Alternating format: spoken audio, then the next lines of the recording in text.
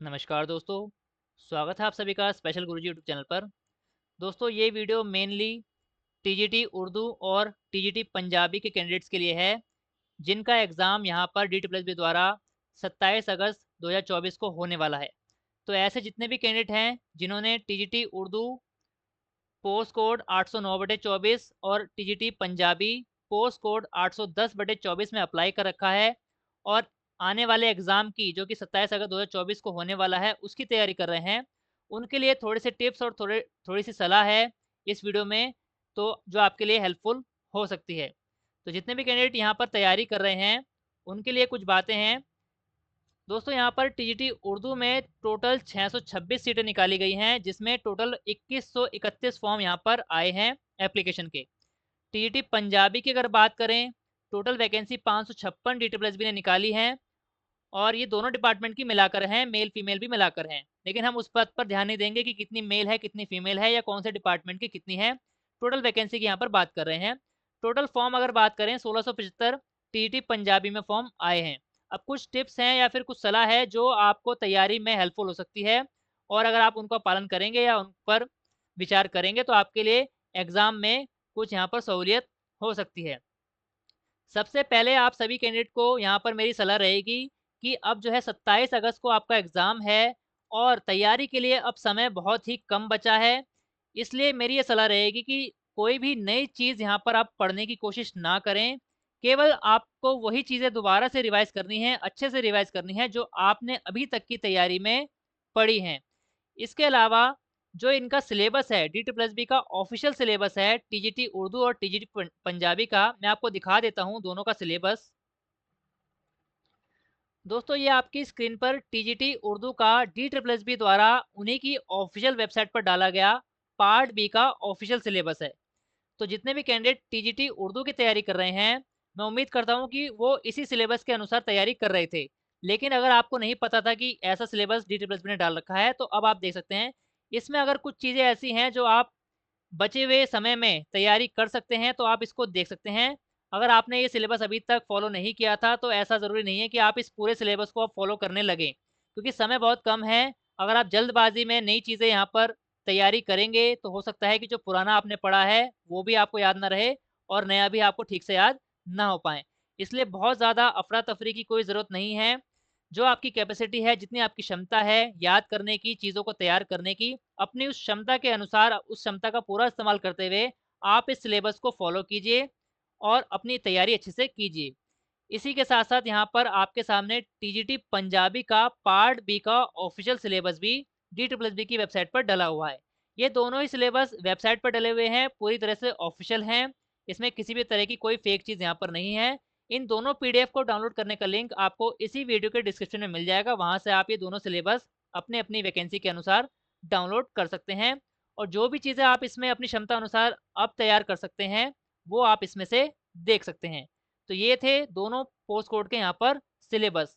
वापस आ जाते हैं अपनी स्ट्रेटजी पर कि जो आपने पहले से रिवाइज़ कर रखा है, जो चीज़ें आपने तैयार कर रखी हैं, उन्हीं को दोबारा रिवाइज़ करना है। दूसरी बात, अगर आप किसी भी प्राइवेट या कॉन्ट्रैक्चुअल वैकेंसी में अभी काम कर रहे हैं, जॉब में हैं और अगर आपके लिए पॉसिबल है, तो एग्ज़ाम तक आप उस वैकेंसी से, उस जॉब से छुट्टी ले लीजिए अगर पॉसिबल है। क्योंकि ये जो मौका है आपको टीजीटी उर्दू और टीजीटी पंजाबी के एग्ज़ाम में शामिल होने का और उसको क्रैक करने का जो आपको मौका मिल रहा है, वो आपको दोबारा बहुत टाइम बाद मिलेगा। तो ये मौका हाथ से ना जाने दें।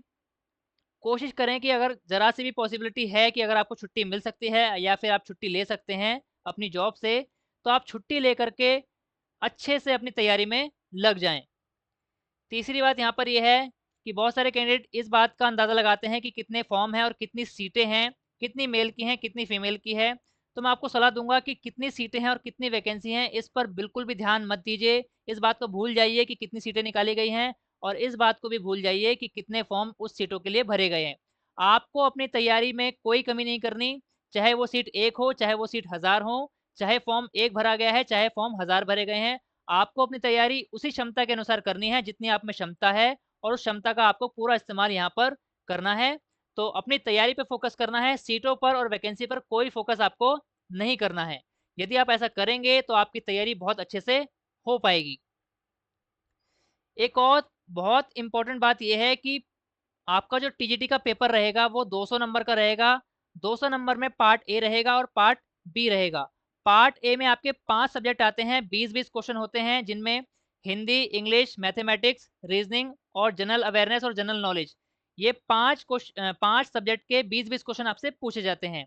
वहीं यहाँ पर पार्ट बी जो होता है वो सब्जेक्ट कंसर्न होता है। जैसे कि अगर आप टीजीटी उर्दू का एग्जाम दे रहे हैं तो उर्दू भाषा से रिलेटेड व्याकरण और उर्दू से संबंधित साहित्य, इस प्रकार के सारे क्वेश्चन, टीचिंग मेथोडोलॉजी उर्दू की, ये सारे क्वेश्चन आपसे पार्ट बी में पूछे जाएंगे। तो ये बात आपको ध्यान रखनी है कि पार्ट बी आपको क्वालिफाई करना बहुत ज़रूरी है। क्वालिफाई कितने मार्क्स के लिए होता है? जनरल के लिए 100 में से 40 नंबर लाने पड़ेंगे क्वालिफाई करने के लिए। ओबीसी के लिए 100 में से 35 नंबर, 35 नंबर लाने हैं। एससी एसटी और पर्सन विद डिसेबिलिटी को मिनिमम 100 में से यहाँ पर 30 नंबर लाने पड़ेंगे पार्ट बी को क्वालिफाई करने के लिए। पार्ट ए में कोई क्वालिफिकेशन की यहाँ पर लिमिट नहीं रखी है, लेकिन पार्ट बी क्वालिफाई करना पड़ेगा।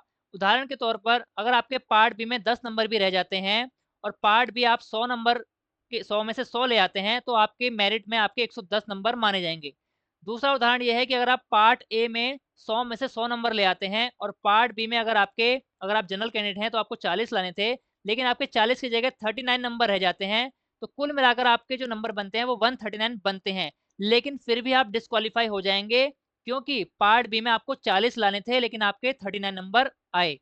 तो ये बात आपको ध्यान रखनी है कि अपनी अपनी कैटेगरी अनुसार जनरल को 40 लाने हैं, ओबीसी को 35 लाने हैं, एससी एसटी और पर्सन विद डिसेबिलिटी को 30 नंबर कम से कम पार्ट बी में लाने पड़ेंगे। अगर आप इतने नंबर लाते हैं तो ही मेरिट में शामिल होंगे। अगर इसमें से एक भी नंबर कम रह जाता है आपकी कैटेगरी के हिसाब से, तो आप पार्ट ए में कितने भी नंबर लें, आप वहीं पर डिस्क्वालीफाई हो जाएंगे, आप मेरिट में शामिल नहीं होंगे। इसलिए अपनी पार्ट बी जो सब्जेक्ट कंसर्न है उस पर ध्यान जरूर देना है। एक और इम्पोर्टेंट बात, पेपर करते समय स्मार्ट वर्क यूज करना है दोस्तों। आपको एक्यूरेसी पे फोकस करना है, तुक्के कम से कम मारने हैं। एक्यूरेसी आपकी जितनी अच्छी रहेगी आपके नंबर उतने ज़्यादा आने के चांसेस बढ़ जाएंगे।